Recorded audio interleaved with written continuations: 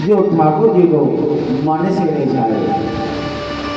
और आज की भक्ति कुछ माताएं क्या करती हैं, 4 चनौरी अपने साथ ले जाती हैं या मिश्री के दाने, और ठाकुर जी के सामने रखते, ठाकुर जी चो चो करती जाएंगी और 4 चनौरी या मिश्री के दाने उनके सामने रखती जाएंगी। आप तो प्रसाद पाएंगी काय में, थारी में, और ठाकुर जी के नैया रखेंगी भाई पत्थर पर। हमने बहुत सी माताओं को देखा जब भोले बाबा की पूजा अर्चना के लिए जाते हैं, पहले जल चढ़ाएंगे, उसके बाद जो उनकी पूजन सामग्री होगी वो चढ़ाएंगे, शहद या पूरा चढ़ा करके जब भोले बाबा जी छोड़ जाएंगे बेचारे। अब कोई नहीं ऐसे पूछे कि अगर कोई तुम्हारे मुंह पे शहद लगा के छोड़ दे तो कैसा लगेगा, बूरा लगा के अगर कोई काई के शरीर में छोड़ दे तो कैसा लगेगा, चैटा खाएंगे कि ना खाएंगे। अरे भोजन प्रसाद पाके तो सभी मुँह धोते हैं, अगर तुमने भोग लगा दिया हो तो दोबारा से ठाकुर जी को स्नान करवाओ, ऐसे छोड़ के मत आओ। ये भोले बाबा का ठाकुर जी का अपमान है। भक्ति कर रही हो आप, भाव से करो। किसके घर में क्या हो रहा है इस पर मत जाइए, अपना सोचिए। अपना सोचोगे तो ठाकुर जी को पाओगे, और अपना सोच के अगर आप 4 मैया या 4 भैया एक स्थान पर खड़े हैं तो उनको सत्संग सुनाइए ताकि कुछ पल्ले पड़े। इधर उधर की, अगर किसी के घर जाने तो इधर उधर की बातें करने के बजाय सत्संग रूप की बातें करें, यह एक सबसे बड़ी भक्ति है। सत्संग ही भक्ति है, मन में मनन करना ही भक्ति है, और ठाकुर जी को ले जाना ही सबसे बड़ी भक्ति है। दिखावा से ठाकुर जी प्रसन्न नहीं होते,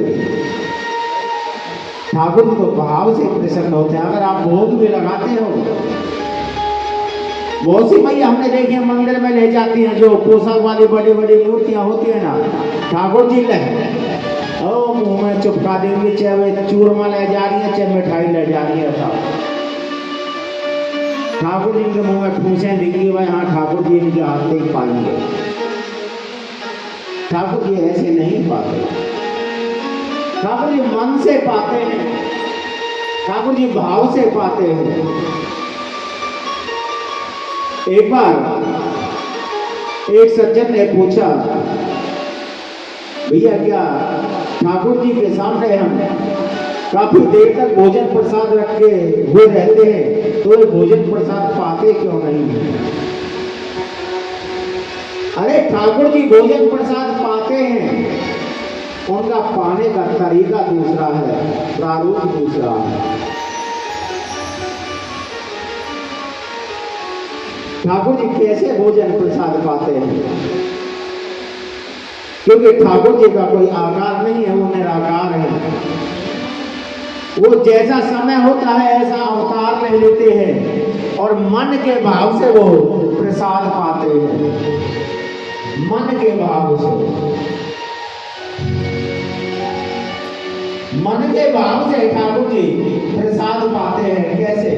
मान लीजिए हमने आपको एक मंत्र याद करने के लिए दे दिया, हमने आपको पुस्तक दे दी, उसमें एक मंत्र लिखा हुआ है गायत्री मंत्र, और वो गायत्री मंत्र हमने आपको याद करने के लिए दे दिया। तो गायत्री मंत्र आपके याद हो गया, एक बार में, 2 बार में, 3 बार में वह गायत्री मंत्र आपके कंठस्थ याद हो गया। तो क्या किताब में से वो गायत्री मंत्र कहीं चला गया?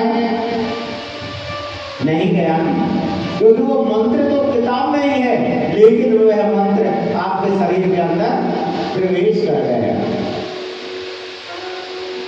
जिस मन की भावना से वह मंत्र आपने कंठस्थ याद कर लिया, जिस भावना से वह मंत्र आपने अपने शरीर के अंदर धारण कर लिया, उसी भाव से ठाकुर जी आपके प्रसाद को ग्रहण कर लेते हैं।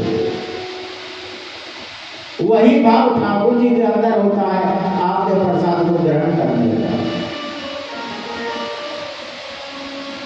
हमेशा ध्यान रखें, जब भी आप ठाकुर जी का भोग लगाए, साफ सफाई का विशेष ध्यान रखें।